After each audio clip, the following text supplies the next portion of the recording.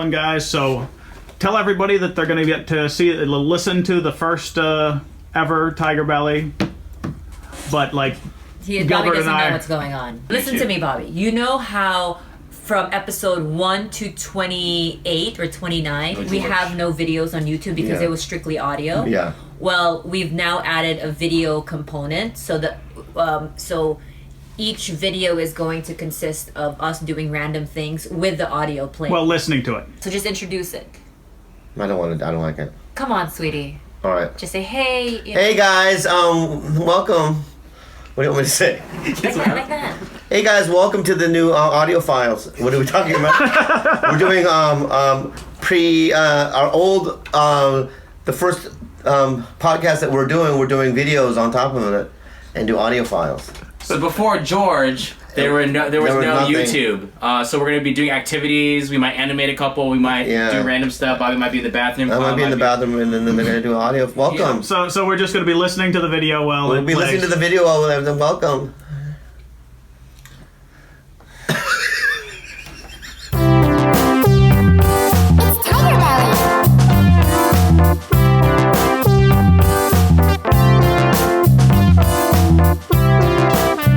Hello, my name is Bobby Lee, and you're listening to TigerBelly. This is our first episode, and this is my co-host. My name's Khalyla. Hi, and she is my co-host and also my lover. And we also have an engineer. He doesn't want to use his real name, so I'm just gonna make up something right now. You're gonna be Foreskin. Brown skin. Foreskin. Foreskin. Yeah, Foreskin G. Why? I don't know. I have foreskin. You have okay. He's the only Filipino who's not circumcised. You're not circumcised at all? I'm not. What does that actually mean, though? Circumcision is removal of the foreskin. Yeah, but I don't know what it really means. I never really... Well, circumcision, I mean, for a lot of people, it was... In the Philippines, we call it tuli. Yeah. Tuli is... If you don't get tuli, you're basically humiliated... Made to feel humiliated. Let me ask you this. Life. I sometimes watch porn, and some guys have the penis where they have the turtle head that sticks out of the little sack. Yeah, it's like a sweater. What's that? It's a sweater. What is that called? That's foreskin. I don't want it. You don't have it. I know, but I don't ever want that. It's not going to grow, Bobby. I know, but when you let me know if it starts doing that, because I will get an operation. Oh, speaking of a lot of foreskin, there's this guy in Mexico who has a 19.5-inch penis. And so he's approached the Guinness World Records, or because he's like really poor and he's like unemployed. He's 52, and so he's like receiving like government aid because basically like he's rendered useless because his dick is just so big, right? But so he has a 19.5-inch penis, but then the circumference of his head alone is 10 inches. It's like a beer can.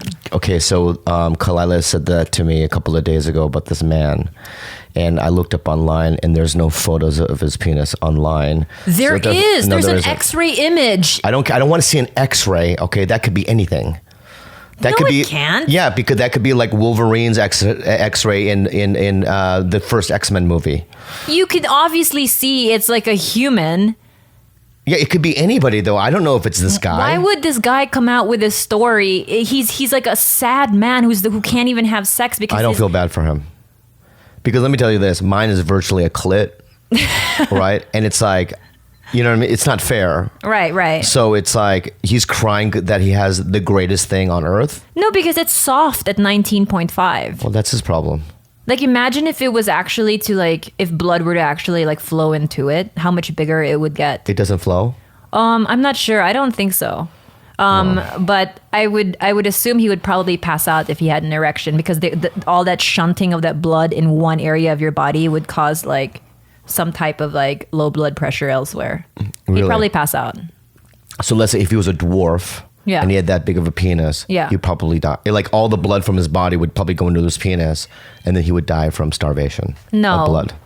I mean, if that's how you like to, think of things. I'm not a doctor.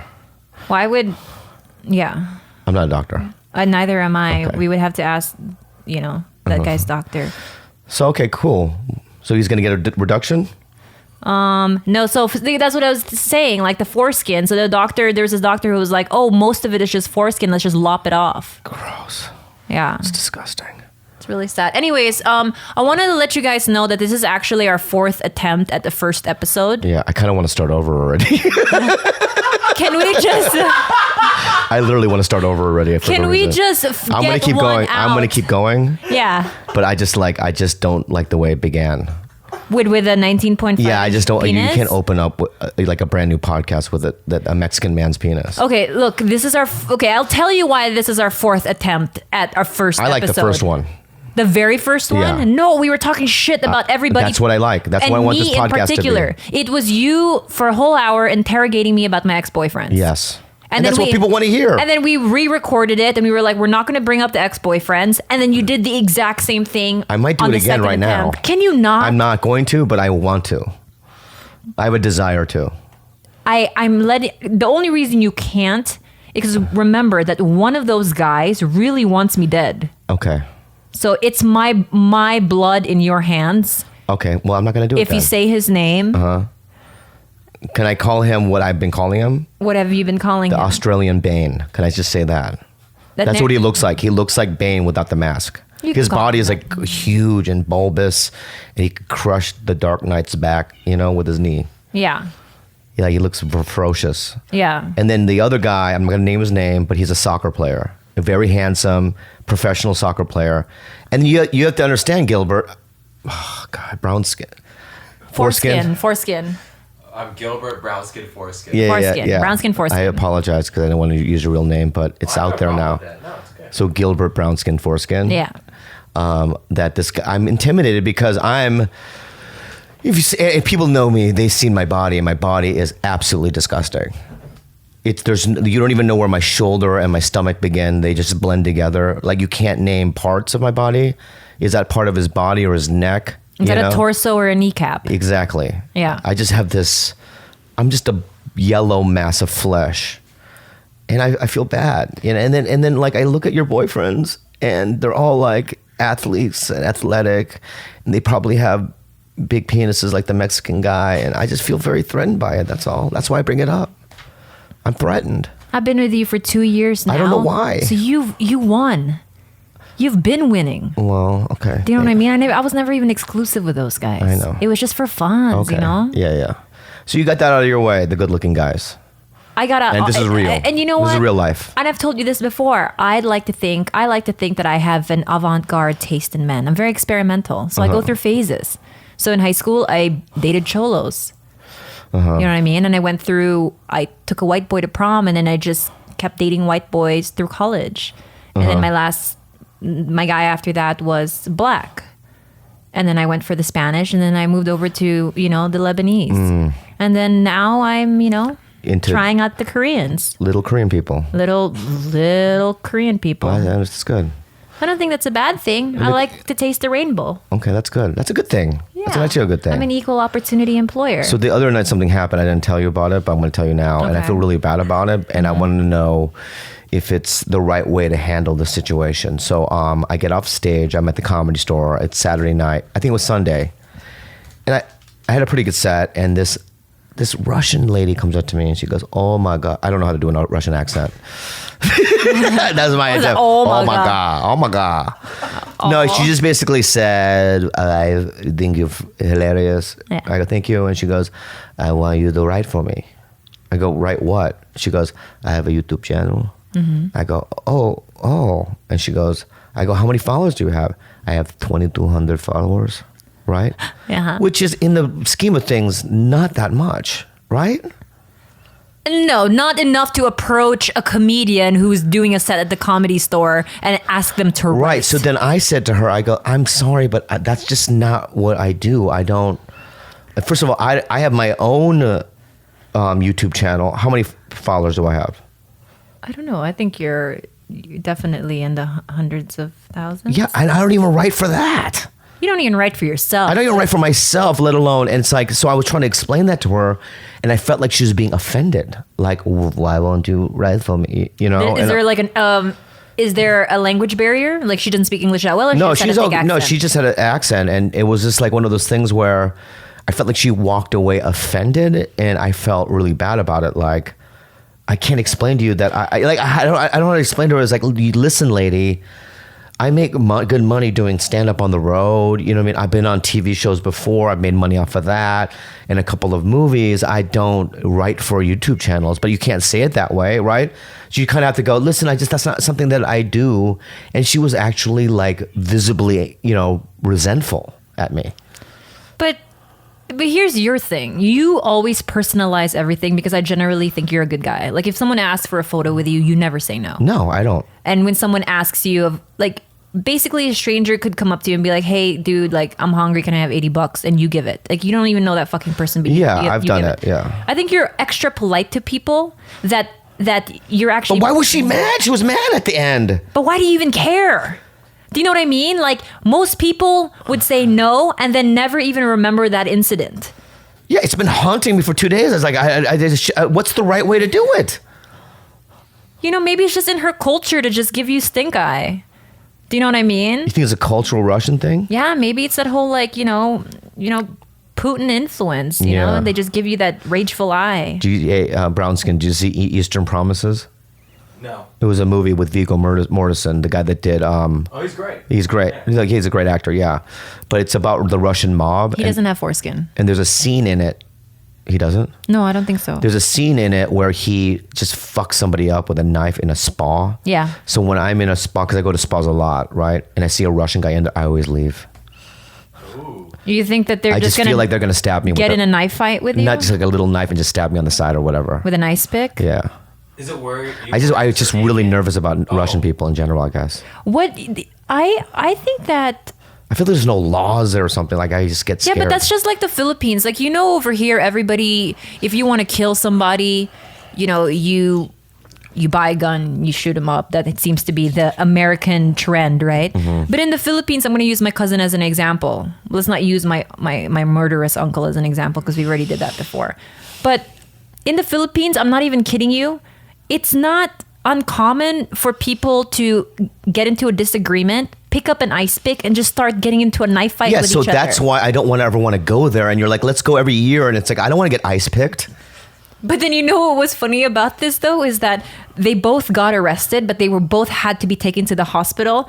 But in the provincial hospital they were taken to, they put both of their beds together. So they woke up next to each other with like stab wounds.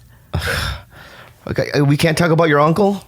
We've talked about my uncle. We could bring it up again because that was a different podcast. Her uncle. Tell Brown Skin Foreskin about it. Okay, Brown. I can't do both of that. It's got to. Let's condense. We got to condense his name. Okay, I can't fucking do it. Okay, Foreskin. So, no, Brown. Brown skin. Yeah, brown. Because he's brown. Okay. You look very brown to me. Thank you. You're welcome. So basically, Khalyla's uncle sawed his other brother in half with, right? He didn't saw him in half. Hacked him, killed him with a machete. He sliced him in half with a machete, but okay, he didn't what's the use difference? There's one thing if you use a machete, and there's another if you use a saw. All right, okay. So my bad. So imagine a fucking saw. Yeah, he murdered his own brother because his brother kicked him out of a house. No, Bobby, God, you make him sound so awful. He's my favorite uncle. Just have a little bit of decency. Yeah. Do you know what I mean? All right, so what did he do? I love him. What did he do real quick? So, the uncle that got killed. Yeah. Okay, so the murderous uncle. What's his name? Are we allowed to say it? I mean, yeah, he's in the he's Philippines. Who cares? Shout out to my uncle Carlo. Yeah, I met him. My Choc Carlo. Yeah, my Choc Carlo. So I'm gonna just say this too, and because when we were in the Philippines, Khalyla was in the hospital, and her uncle Carlo was there, right? And I'm scared because I know about that he killed somebody. So I was really scared. Like I was shaking, visibly shaking.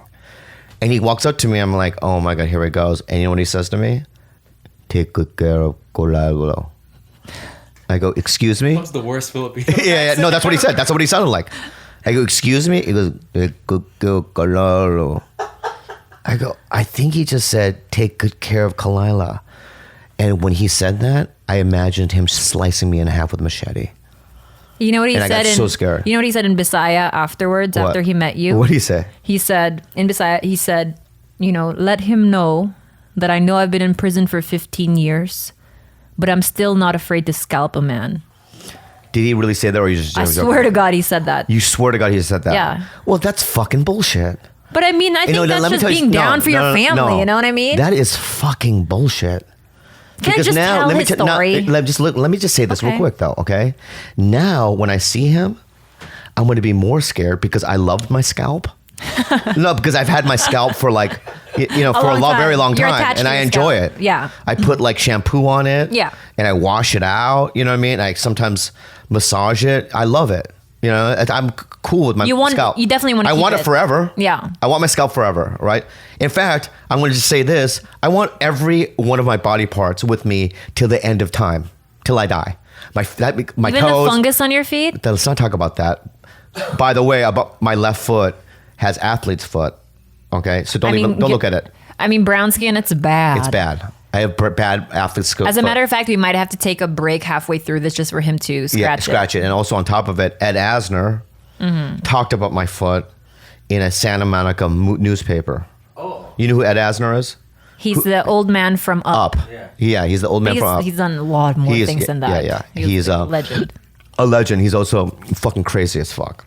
We had dinner with him once. I love him. He's a great guy. He was like a mean grandpa. Yeah, but he still talks about my foot. He That's how hated itchy it you, is. but he loved me. Yeah, she loved it. He hates me. Wait, how do you see Him- your foot? Oh no, because he went on a Tom Green show and Bobby was wearing sandals, and then Ed Asner was like, "Why the fuck would you show up to any like professional setting looking like that?" Yeah, and that's what he Bobby's said. like, "Oh, I have to air out my foot because I have fungus." And then he visibly scooted away from me. Yeah. In fact, if you ever want to see that, apparently it's the most awkward thing because there was a weird energy that day and him and I were just very combative.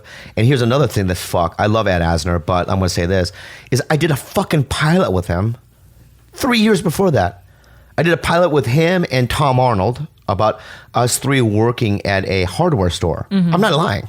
Where I played, him and I, there was storylines where Ed and Asner and I would go out and do cocaine at night. You know what I mean? I mean, it was like a edgy 3-camera sitcom. Sounds like an awesome show. Yeah, but they never picked it up. But Multicam? it was a multi-cam show with me, Tom Arnold, and Ed Asner as his dad.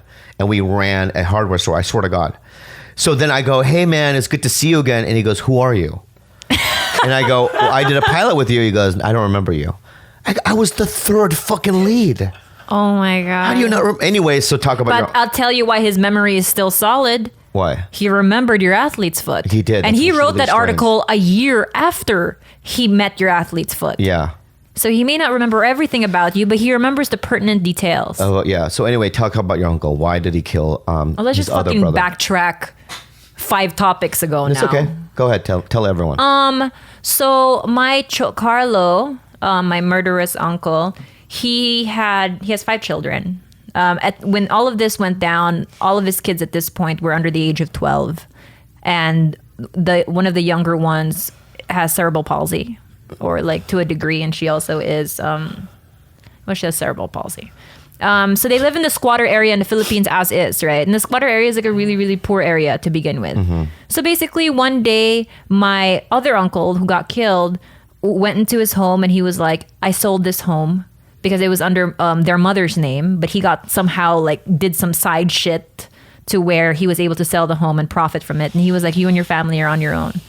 And my uncle was like, basically understood that as, "You're killing me. Like you're murdering me because you have no regard for what happens to my children, myself, my wife. I'm an electrician. I make fucking like an equivalent of like $2 a day. You're leaving me out in the middle of a rainstorm."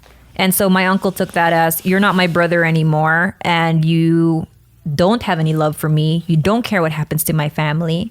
And he went crazy and he took a machete and he killed he stabbed my uncle from the back in broad daylight, and he like severed his spinal cord and everything. So I'm not saying I know I fucking sound crazy, but I love him. That's fine. And I love my other uncle too, but it's And guess what? I'm going to tell you this, and this is the truth, right? Jeffrey Dahmer's father loved Jeffrey. In fact, he visited Jeffrey all the time in prison, okay?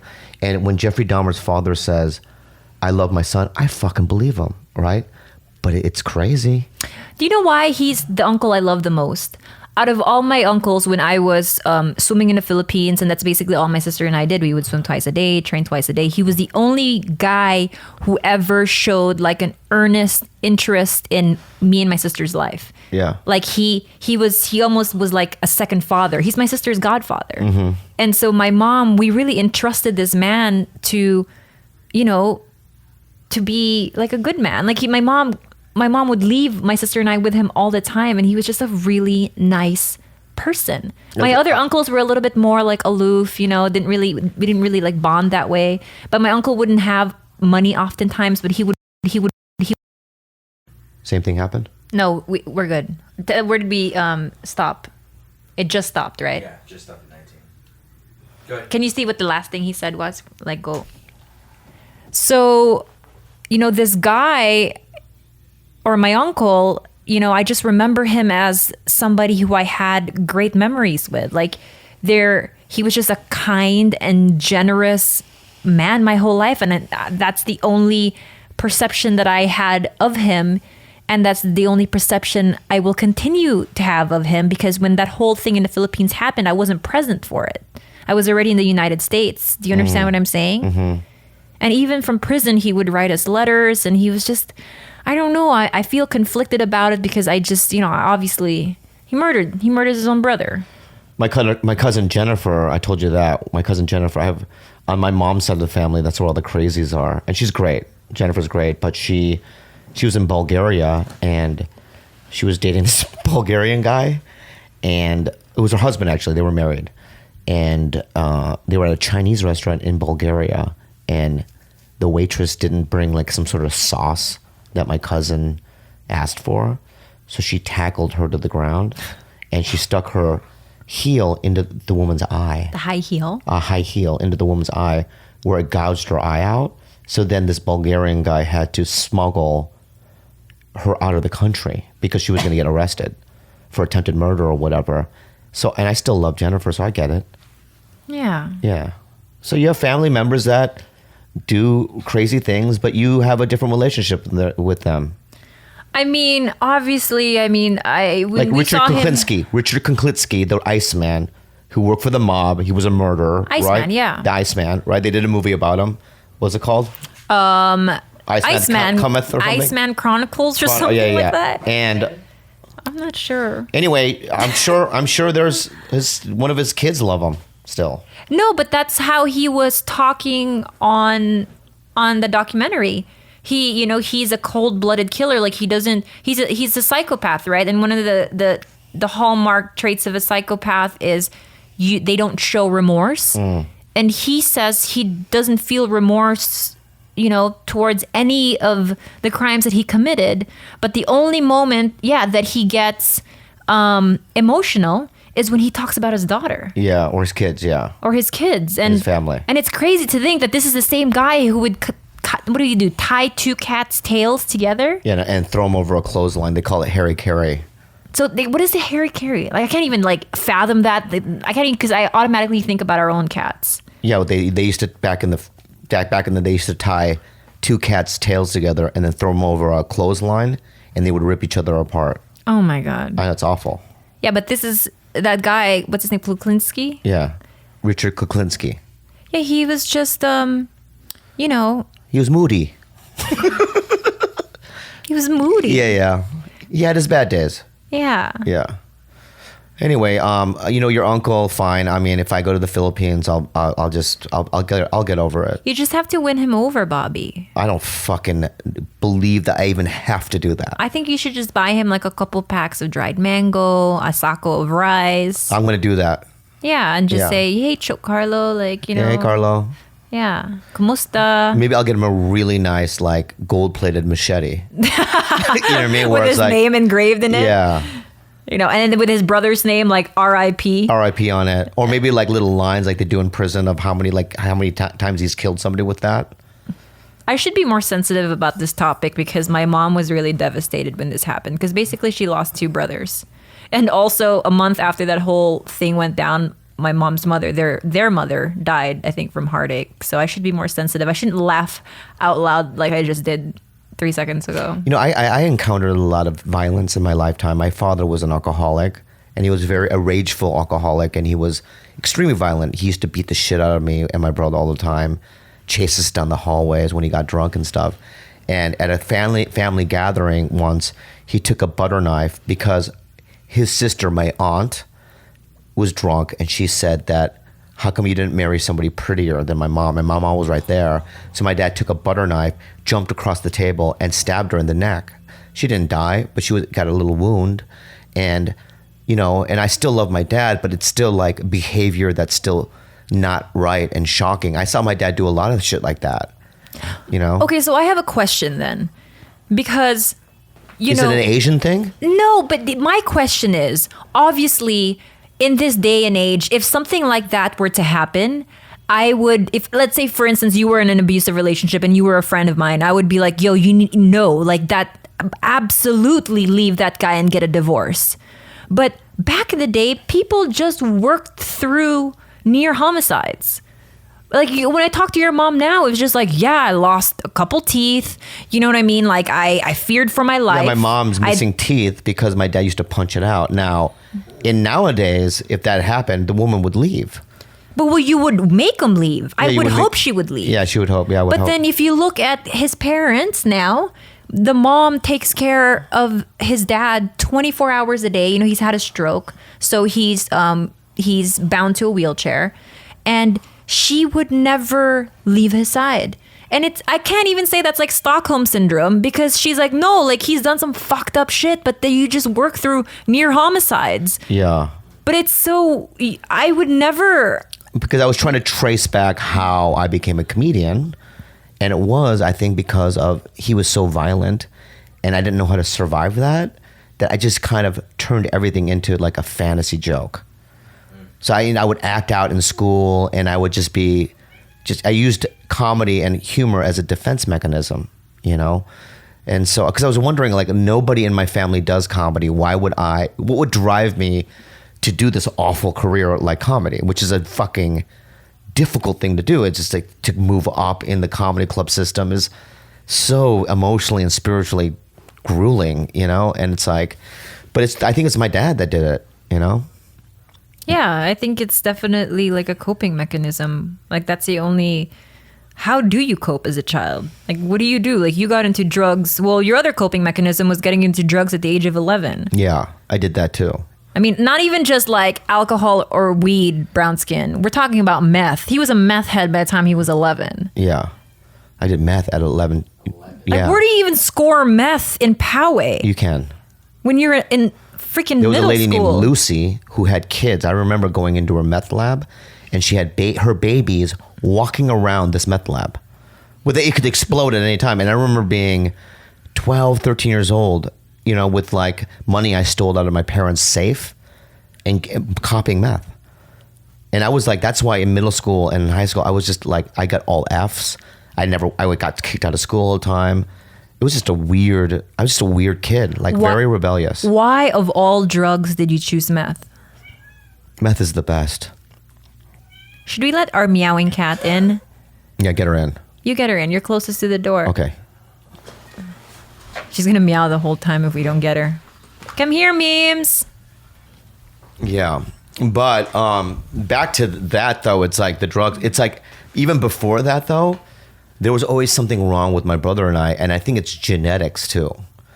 Because my grandmother, my dad's mom, right, was paralyzed from the neck down because she had a stroke also. And she never left the house. They had this little house in Korea for like 15 years. She never even saw the daylight, really. She didn't want to. She just sat in a room. How old was she when she had a stroke? 65, 66. Oh, she was young. Yeah, and so when my brother and I was maybe 9, my brother was 6 or whatever, my dad found us taking sticks and whacking against her body. The lady with a stroke? Yeah, my grandmother. Oh my God. Well, at first, he would just find welts all over her body, and he's like, oh, I don't know why she has a welt. He didn't say welt, but I don't know why she has a scab all over her body. You know what I mean? And then 3 days later, apparently, my brother was on either side of her just taking sticks and just whacking her because she was paralyzed. She didn't feel it. She just smiled when we did it. I guess she liked the attention. But like, and who does that at the age of 9? That's like serial killer behavior. Jesus, Bobby. Yeah, my brother and I used to do that. We did a lot of stuff like that. You know, like when I remember my aunt died when I was 10, maybe. Did you beat her to death? No, we didn't beat her to death, but I remember like my brother farted at the funeral, and him and I had to be escorted out because we were laughing so hard in the funeral. Like we had no, you know, and then my cousin Andy and I were not allowed to go back to the church because they found Andy and I taking gasoline, and we were spreading it in the kitchen of the church to catch it on fire.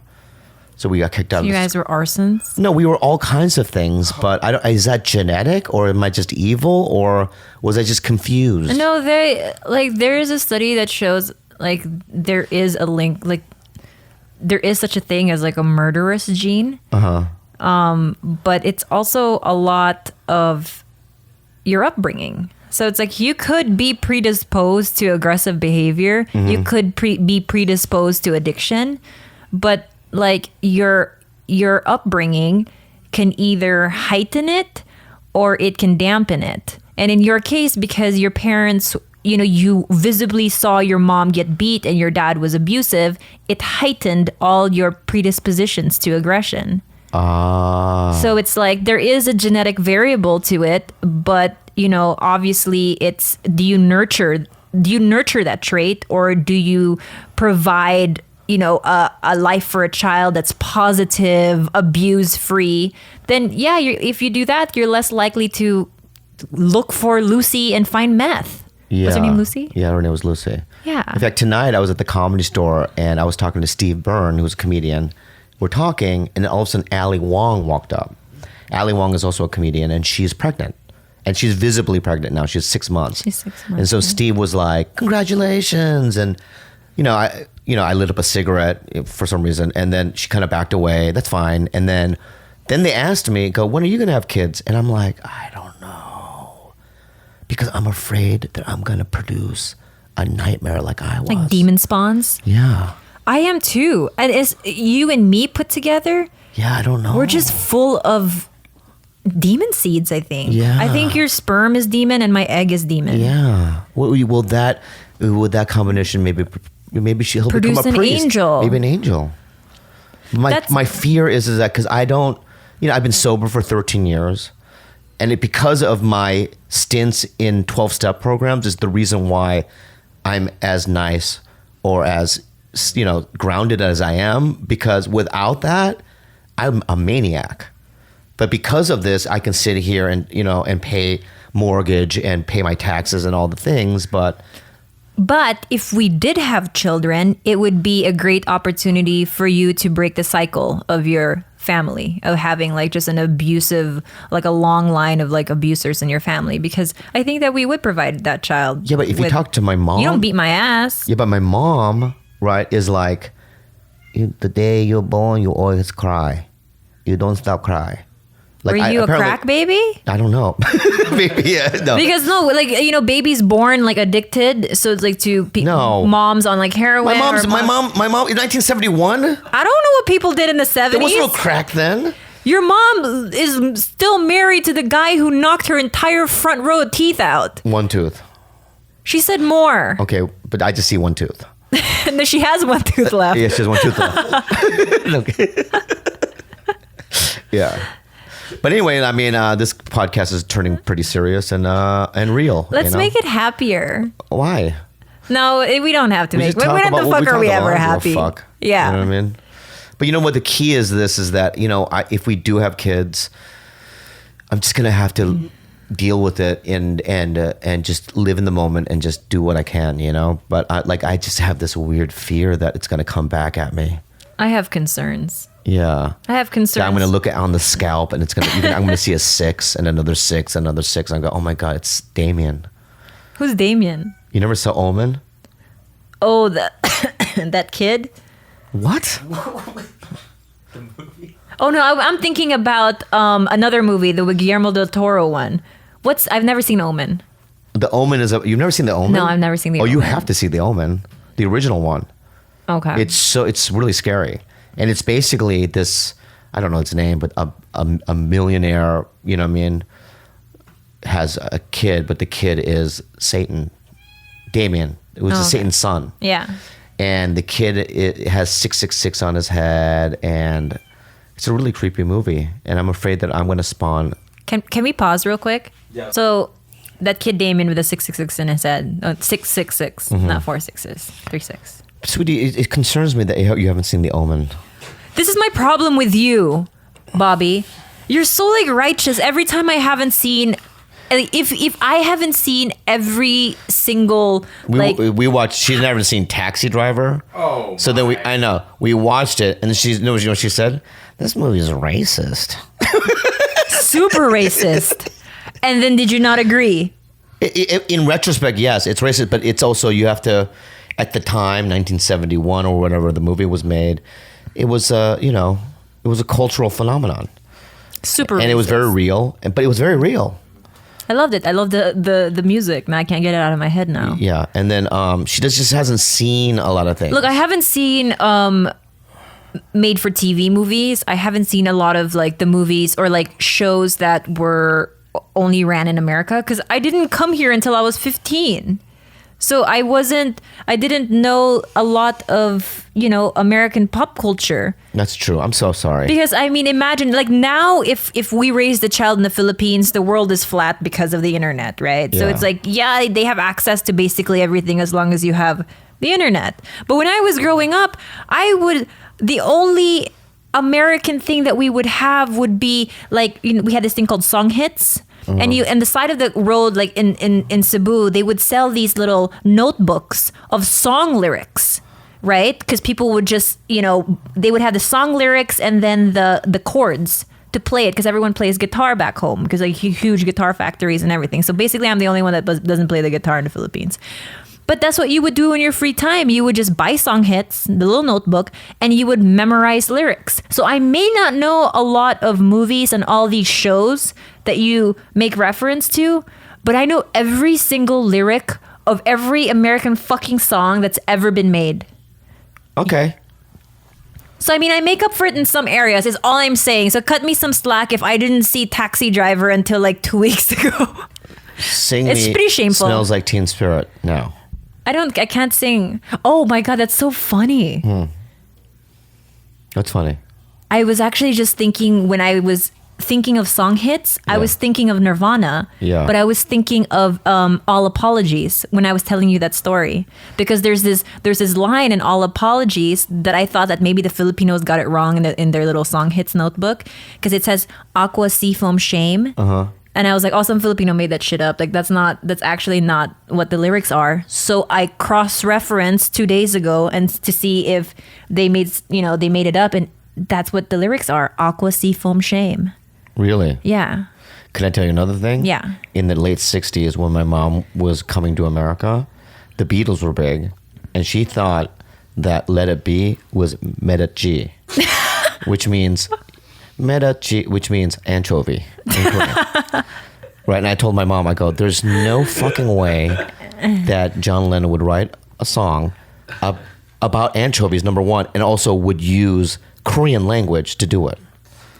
But do you know what Asians do? What?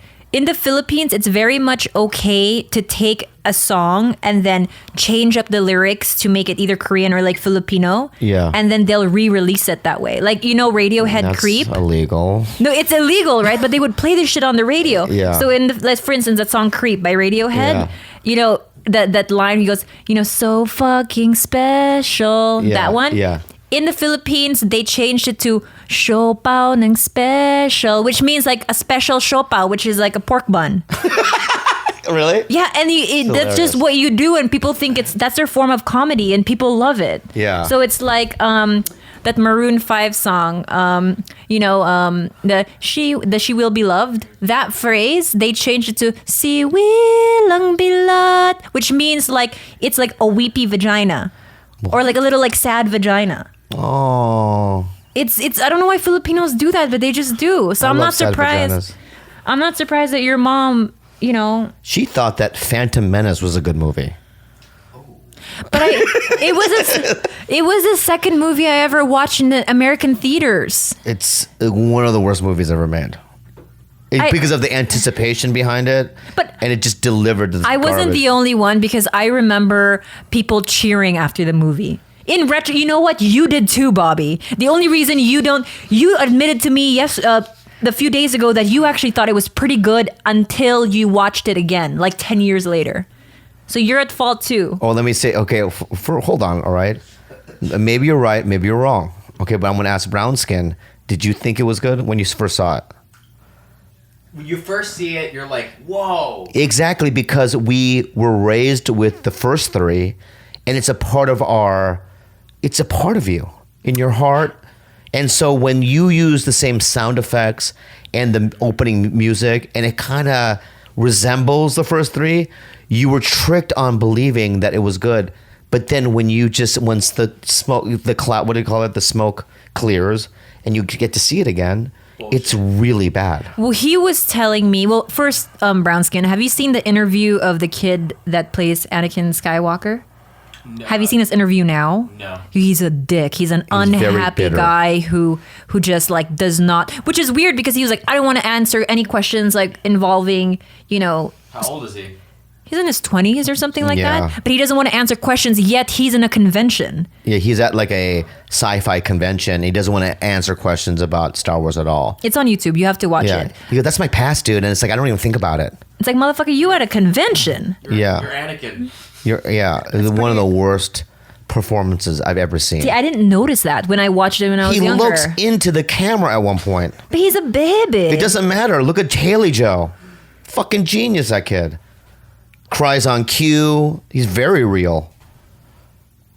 You know? What are you looking at me like that for? Nothing. I was thinking of Haley Joel Osment. Oh, how bad he looks. She thinks that Haley Joel Osment looks horrible now. I don't think, oh God, that's so awful. But it's right. It's true. I just think that he looks, I was wrong though, because the other day I was like, I think that he's like uncastable. Like you can't possibly cast him in anything now. And he has a show on Netflix where I think he plays like a teacher, and it's like a pretty big show. And Yeah. he's the lead. So I'm like, okay, I dude put my foot in my mouth. I know nothing. He's super talented. He is talented. And you're never going to take that away from him. That's true. All right? And in Hollywood, it shouldn't be about looks. I know it is. It should be about the talent. No, but he's just so recognizably Haley Joel Osment, but in a weird body now.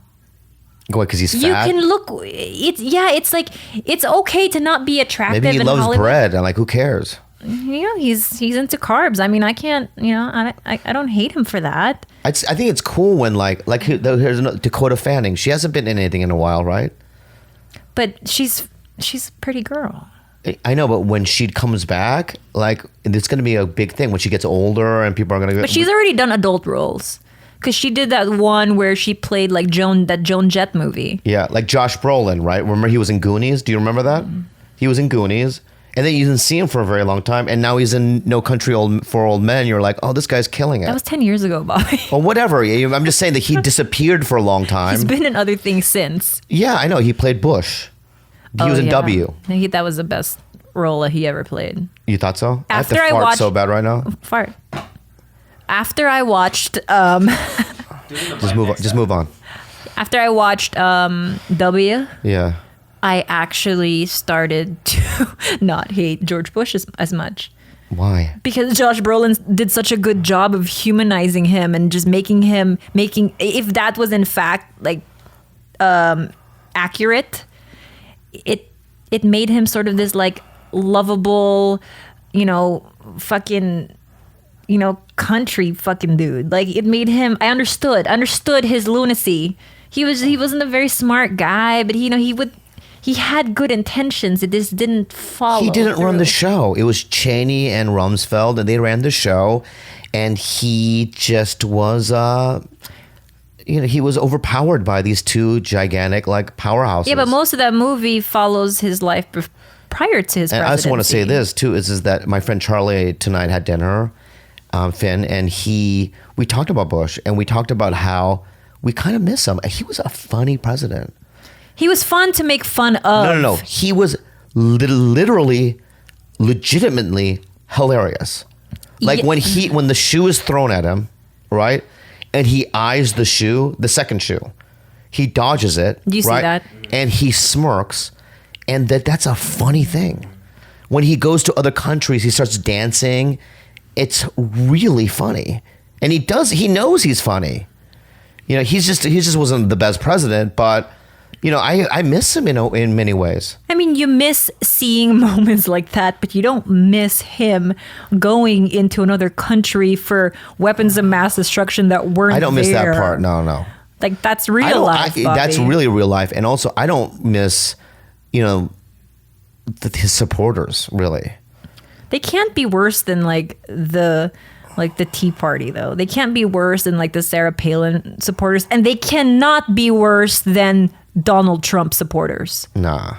They just can't be worse than that. I'm a huge fan of his. So yeah, relatively speaking, George Bush is actually, to me, the lesser of two evils at this point. I like Trump now. Why? There's just something about I like his hair. You're just saying that to antagonize me. No, I'm not. I feel. really like him. You're a fucking idiot, Bobby. Why? You don't mean that. I do. Name one thing you like about him other than his fucking hair or his hair plugs. I love that he just says whatever's on his mind, and he doesn't, you know, he's not a politician. He doesn't edit himself like a politician. You know, he says how he feels, and that in many ways is a good quality, really. Ooh, you're gonna get so much shit. We're gonna lose all our Mexican fans over that one comment. Retract, Bobby, retract. I'm kidding. Say sorry to the Mexicans. I'm sorry, Mexicans. ¿Cómo está usted? Muchos gracias. So we retract that comment. Yes, I was fucking whatever. If I fucking see a Donald Trump sticker on our fridge, yeah, you and I might be over. Okay. Because whoever becomes president has no power. Okay.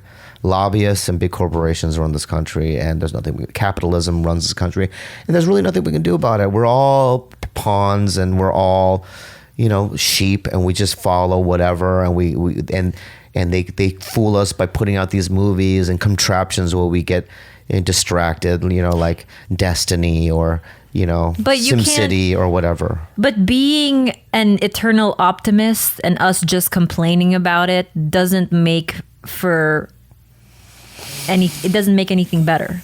I know. So the least you can do is hope that, you know, you elect someone into office that has a little bit of integrity and who isn't a fucking racist, Bobby. We'll get Clinton back in there. Yeah. I mean, what are our options? Our options are... I don't want to talk politics. Can we switch fucking topics? We're at 50 minutes there, sweets. That's what Brown Skin just said. Brown Skin? So, I think that every episode should have like an MMA minute. Oh, let's do an MMA minute. Okay, tell me why you are enamored and obsessed with Joanna Jędrzejczyk. Okay, yeah. Joanna Jędrzejczyk is my favorite fighter I've ever seen in any fighting sports. Is that right? Yeah. Is that clear? Bobby watches all her fights against Carla Esparza, Jessica Penne, all her like old like Muay Thai fights every night before he goes to bed. He doesn't watch any other fucking UFC fight. Muay Thai fight? You watch her Muay Thai? Yeah.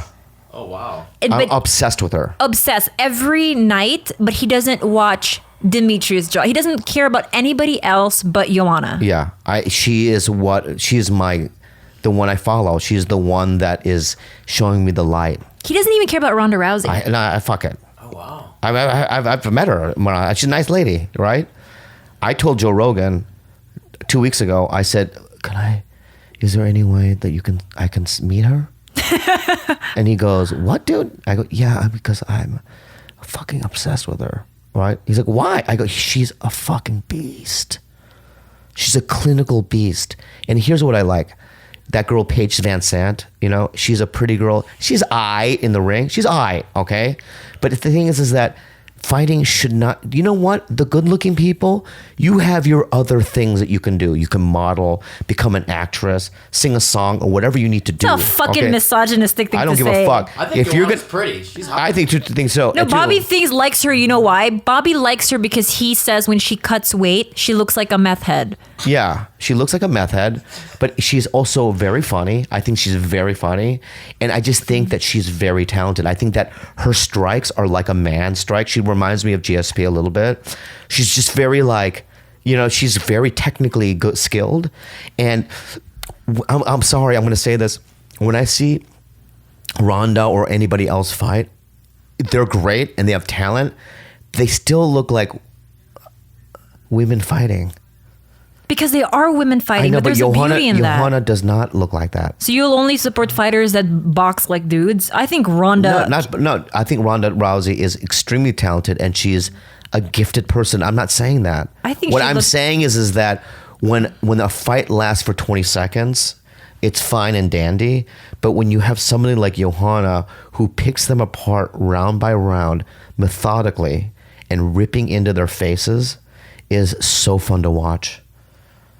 Like Khalyla Esparza, when she won the title, it was just like, yeah, the first 40 minute or two, Khalyla's trying to take her down. That's great, okay? But once Johanna established her striking, it was obvious who was the talented person in the ring.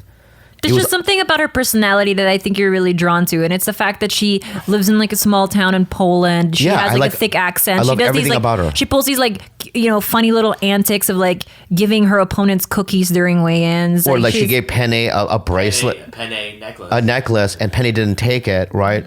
And which probably only infuriated her more, and like that's why Penny got what she got. She got her face split open. My point is that she's a very funny girl. She's odd looking. She's a little odd looking, but she is devastatingly brutal in the ring or in the octagon. Her striking is great, and she's only getting better. And I don't think that anybody can give her any trouble other than Claudia Gadelha, who trains with Nova União, who trains with Jose Aldo. I'm nervous about that fight, but if she can get through that fight, I feel like that she's going to hold on to the belt for a very long time. I feel like those two, you know how there's a huge gap between, let's say, like Ronda Rousey, Miesha Tate, and like the rest of the pack. I think there is such a huge gap between Claudia Gadelha and Joanna Jędrzejczyk and then the rest of the girls. Yeah. I mean, not to say that Khalyla Esparza isn't good, but, it's like if you watch that whole season of The Ultimate Fighter with Jessica Penne and, Khalyla Esparza and all those girls, in that setting, they all looked great. But then when you put them next to Joanna, different level. It's just a different freaking level. And it's so obvious. Yeah. In fact, I didn't even know about who she was. Khalyla got UFC Fight Pass. I couldn't sleep one night, so I was just on it. And it had this, who are the champions? I looked down, the very last person was Joanna, and I thought, I never had heard of her. So I clicked on her, read her bio, whatever, and then I saw related videos, so I went into that. And when I saw the first two fights against Claudia, one of them, and the other one, I forgot her name. She's Brazilian. Lima, I think is her name is. Mm-hmm. Lima. I thought, wow, this girl's pretty good. But then when I saw the Esparza Penny fights, literally you could hear me say in the room, and I woke Khalyla up, every 10 seconds I would go, oh my God, oh my God. Oh my God. I'd never done that in a fight. I woke up, I was like, are you watching Joanna? That's what she said. I go, yeah. She makes me go, oh my God, that was devastating. Oh my God. I take that back. There is one other girl who I feel when she gets a little bit older or when she gets to be Joanna's age is going to be a force to be reckoned with. Her name is Rose Namajunas. She's Pat Barry's... Same age. No, she's not, because Rose was 22 when she was on the show, so Rose has to be like 24 now, and Joanna's what, 27? 26? Oh shit. So they're almost the same age. Rose just looks so much younger, but Rose has just a really good overall foundation of everything, and she's very, very agile. So I think that when she, I think that she's one of the other promising strawweights, I guess, compared to the rest of the pack. And Randa Marcos, maybe. She's good too, yeah. It's exciting to see women fighting in the UFC. But you shouldn't knock girls for being pretty and fighting, Bobby. I think Ronda Rousey's a total babe. Rose Namajunas is. It's like seeing a pretty person doing stand-up comedy. They're there, right? But it's also kind of like, in deep down inside myself, I'm like, come on, man. That's unfair to say. Where's D'Elia? But D'Elia, listen, D'Elia is one of my best friends, and he's really not that good looking. He looks like an ostrich. If you look at his features on his face, I've memorized his face. I've known him for a decade, right? Mm-hmm. His face is kind of weird. He's got weird bags. His nose is a little weird. You know, he's just tall. He's got wavy Rick Springfield hair, and that's cool. Women love him. Dane at one point was the guy, but if you look at Dane's face, he's got pot marks. He's not really that good looking, right? There's certain guys that are like Anthony Jeselnik's very handsome. Jeselnik's very handsome. Yeah, okay, I'll give you Jeselnik. Who else is really handsome? See, I have weird taste in men. But they're not Tony Thornburg handsome, you know, which I've seen. Do you know who Tony Thornburg is? Brown skin. Tony Thornburg is a Japanese Swedish model, and Bobby. He's a male model. Bobby has it's beyond a man crush. It's basically like he would definitely like give him a good hand job. No, that's actually the opposite of what I would do, and that's actually offensive that you would even say something like that. Wow. That's it. Look at him. Yeah. All right. Yeah. What I would do with him, I wouldn't be alone with a room with him. I feel like if we had kids, we might produce a Tony Thornburg. That'd be great. But I'd be so proud. But if I saw Tony Thornburg, I would shake his hand for a very long time, and I would pull away very slowly so I can get some of his Would you skin. give him the finger tickle on the inside of the palm? Yeah. And if he said, hey, I have HIV, like a weird disease, and the only way that I could live is if you sucked my penis, I would do it not out of, I would do it to save his life. I think you would do it to... Fuck. Listen to me, brown skin. I'm gonna look at me right here, brown skin. I'm not gay, dude. But if you had cancer and the only way that you could get cured, right, is for me to suck your penis, you would have to die. You would die. All right. Tony Thornburg would live. He would live. Okay. Yeah. That makes sense. Yeah. You would have to perpetuate the good seeds. You know what I mean? You would have to save like his breed, like his genetics. Like you have to preserve it. Like he's a perfect specimen. We have a connection to him. My friend in Hawaii, her name's Nicole, and she's a model and an artist, and she's done shoots with him. That's the reason why I even found out who he was. And then I showed his picture to Bobby, and Bobby got all like googly eyed. Brown skin, if I had cancer and I said, the doctor says the only way that I would live is if you suck my penis, would you? Honestly? Yeah. If you would live. Yeah. But why would it have to be just him? I want you to look at I don't know why. Let's just suppose that's the scenario. You know what? Yeah. You would? Yeah. You know what? Because I'd like to save a person. Exactly. You know what? You would die. Hasn't changed anything. Yeah, you would die, dude. Tony Thornburg lives. Yeah, Tony Thornburg lives. Why does brown skin have to die? How do you know his genes aren't superior? It doesn't matter. Actually, no, your genes aren't superior in Bobby's eyes because you're Filipino and therefore you're a dirty jungle Asian. Hey. Yeah. I didn't say that. He says that every episode of all the podcasts we've ever done. He calls me a jungle Asian. And the fact that you have browner skin than me makes you a dirtier junglier Asian.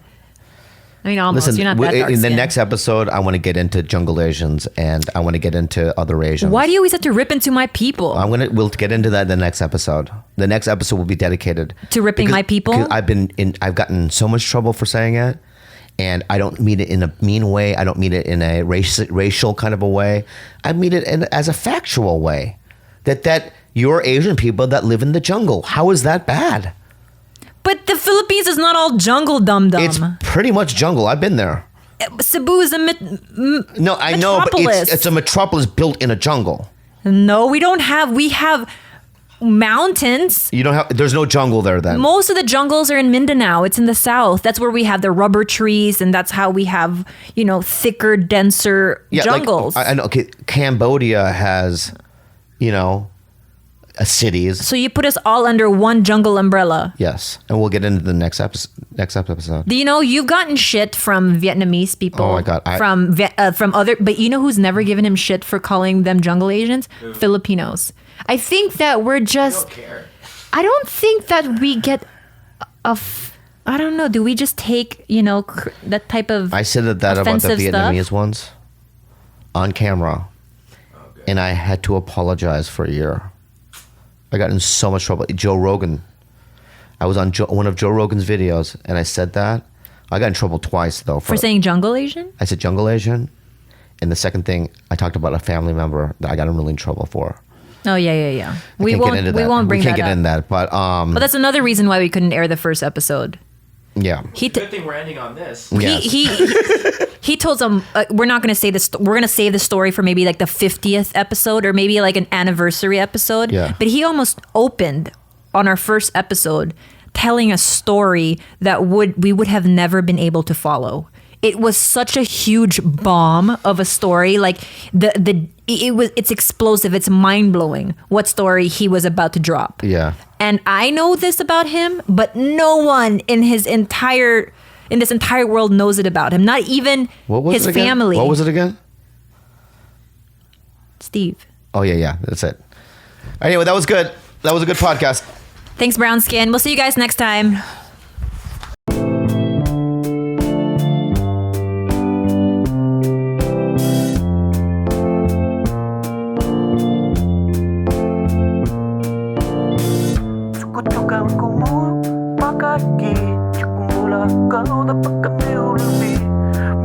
Kaya kapag nitulog mo, sikulog mo na iyan.